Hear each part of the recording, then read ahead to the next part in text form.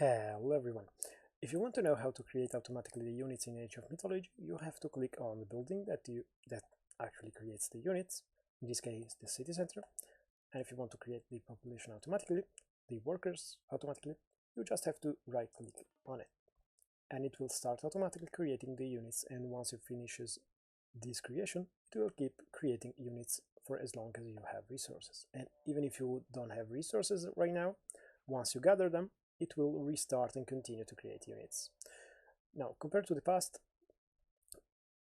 once you click on an improvement, this will continue. Like, it will create this unit. In this case, it will create this upgrade. If I have enough resources, I could do it. Like, I click, so it would do unit, then the upgrade, and then it would continue to create the units.